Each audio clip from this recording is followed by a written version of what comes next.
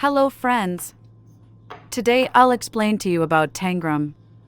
Tangram is a Chinese puzzle made out of 7 figures, a square,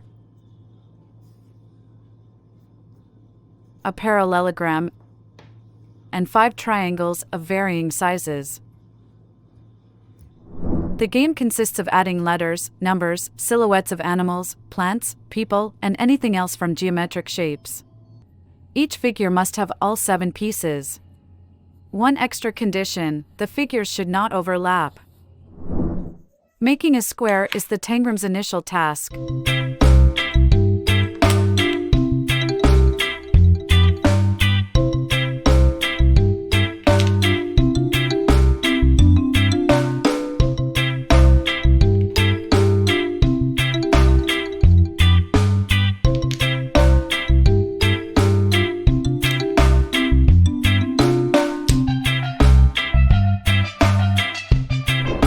Try creating a cat out of Tangram pieces.